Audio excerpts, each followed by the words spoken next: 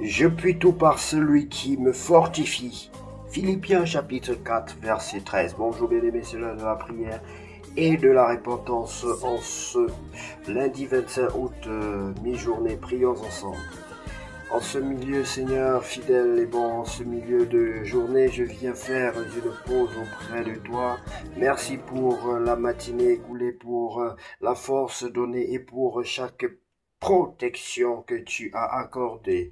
Je t'apporte ma fatigue et mes soucis, mes projets en cours et mes 10 décisions à prendre. Seigneur, renouvelle mon énergie et mon discernement. Donne-moi de garder un cœur paisible et reconnaissant. Aide-moi à rester patient dans les épreuves, attentif à ta voix au milieu du bruit et constant dans la foi malgré les imprévus.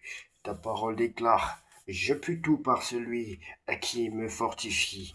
Oui, Seigneur, tu es celui qui me fortifie.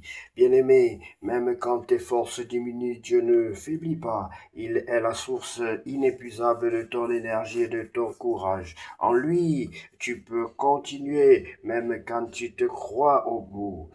Je déclare que mon après-midi est béni et conduit par Dieu au nom de Jésus. Je déclare que ma fatigue se transforme en force par la puissance de l'Éternel. Je déclare que mes paroles et mes gestes seront des instruments de paix. Je déclare que je terminerai cette journée dans la joie et la reconnaissance. Au nom de Jésus, Seigneur, je t'élève ce qui reste de ma journée. Reste mon soutien, ma lumière et ma paix. Au nom puissant de Jésus-Christ de Nazareth, j'ai ainsi prié. Bien-aimé, si tu veux recevoir le Seigneur Jésus-Christ dans ta vie comme ton sauveur personnel et ton Seigneur, tu es bienvenu. Prends la position qui honore ton Dieu. Tu peux répéter cette prière après moi. Oui, si tu crois dans ton cœur que Jésus-Christ est le Fils de Dieu, si tu crois que Dieu a créé ce monde, qu'il a créé Adam et Ève, qu'Adam et Ève ont péché et que ce péché-là t'affecte et que tu es né, tu as grandi dans ce péché dit originel, ce péché bien-aimé, tu peux t'en débarrasser. Le seul moyen pour te débarrasser du péché originel, c'est de croire en Jésus-Christ et de le confesser, de l'accepter dans ta vie comme ton sauveur personnel et ton Seigneur, et il agira comme tu crois, c'est-à-dire il agira selon ta foi. Oui, bien-aimé, tu peux maintenant confesser. Si tu es prêt, tu vas dire: Seigneur Jésus-Christ, je crois que je suis un pécheur et que je suis né dans le péché originel d'Adam et Ève. Je te demande pardon. J'ai pratiqué moi-même des péchés par ma bouche, avec ma bouche, mes pieds, mes mains, mes pensées, avec tout ce que tu m'as donné, Seigneur, j'ai été offensé. Pardonne-moi et fais de moi ton enfant. Je t'invoque dans ma vie. Je t'invite dans ma vie comme mon sauveur personnel et mon Seigneur. Prends le plein contrôle de ma vie. Prends le plein contrôle de ma vie, Seigneur. Sans toi, je ne suis rien et je ne peux rien faire sans toi. Je t'invite dans ma vie comme mon sauveur personnel et mon Seigneur. Baptise-moi et remplis-moi de ton Esprit Saint. Donne-moi la force pour marcher selon ta volonté, non la mienne, Seigneur. Donne-moi la force pour te craindre. Oui, que ton Esprit Saint soit ma force. Oui, Seigneur Jésus-Christ de Nazareth, il est écrit que je puis tout par celui qui me fortifie. Sois ma force désormais. Sois ma force. Sois mon argent. Sois mon or. Sois tout pour moi, Seigneur. Sois celui qui me fortifie dans toutes mes entreprises. Au nom de Jésus-Christ. Amen. Bien-aimé, il faut accélérer car les temps sont mauvais. Il faut continuer à lire la parole de Dieu. Aussitôt tu acceptes le Seigneur, tu dois chercher à demeurer en Christ. Tu dois lire la parole de Dieu chaque jour pour grandir en Christ, bien-aimé, et demander à Dieu de mettre en toi la soif de la connaissance de sa personne. Demande à Dieu de mettre la soif de la connaissance de sa personne. Puisse l'Esprit de Dieu être ta force.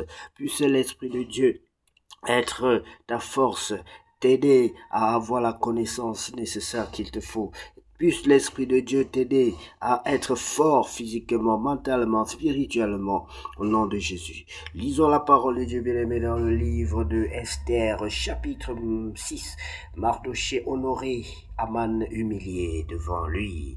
Cette nuit-là, Le roi ne put pas dormir et il ne se fit apporter le livre des annales, des chroniques. On les lut devant lui le roi, et l'on trouva écrit ce que Mardochée avait révélé au sujet de Bigtan et de Teresh, les deux eunuques du roi, gardes du seuil, qui avaient voulu porter la main sur le roi Cyrus.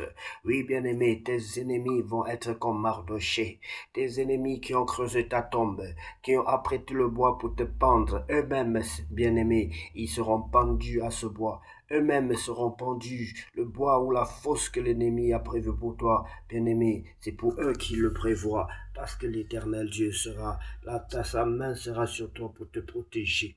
Le roi dit: quelle marque de distinction et d'honneur Mardochée a-t-il reçu pour cela? Il n'a rien reçu, répondirent ceux qui servaient le roi.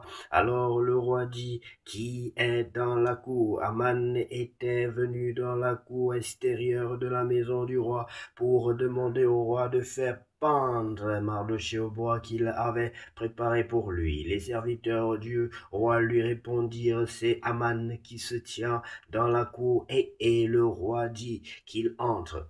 Voyez, bien-aimé, comment Dieu rabaisse tes ennemis, comment Dieu fait de tes ennemis ton marchepied. Aman entra et le roi lui dit: que faut-il faire pour un homme que le roi veut honorer? Aman se dit en lui-même: quel autre que moi le roi voudrait-il honorer? Et Aman répondit au roi: pour un homme que le roi veut honorer, il faut prendre le vêtement royal dont le roi se couvre et le cheval que le roi monte et sur la tête duquel se pose une couronne royale, remettre le vêtement et le cheval à l'un des principaux chefs du roi, puis revêtir l'homme que le roi veut honorer, le promener à cheval à travers la place de la ville et crier devant lui: c'est ainsi que l'on fait à l'homme que le roi veut honorer. Le roi dit à Aman: prends tout de suite le vêtement et le cheval comme tu l'as dit, et fais ainsi pour Mardochée le juif qui est assis à la porte du roi.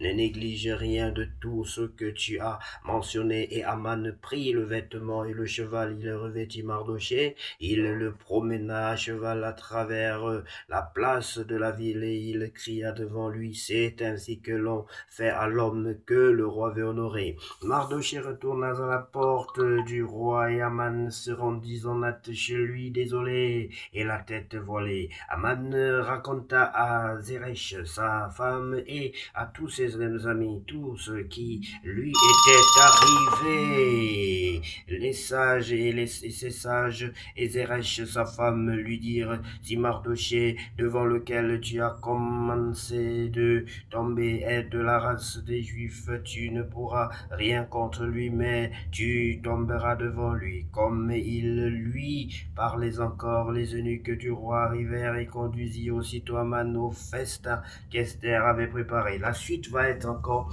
plus intéressante, bien-aimés. Je vous exhorte à rester attentif, à suivre, à lire. Pourquoi pas lire d'avance ce chapitre extraordinaire? Il y a beaucoup d'enseignements.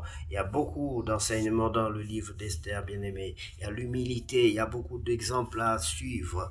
Il y a beaucoup d'exemples à suivre. Le jeûne, la prière, comment répondre à son mari, comment... Il y a beaucoup d'exemples, bien-aimés, et je vous exhorte à lire et à lire tout en demandant l'aide de l'Esprit de Dieu. Et si vous avez besoin d'enseignement, nous sommes toujours disponibles aussi à vous exhorter en particulier. Que Dieu vous bénisse et puis cet après-midi être le plus beau de tous les après-midi, le plus glorieux. Au nom de Jésus-Christ, nous allons ainsi prier. Amen.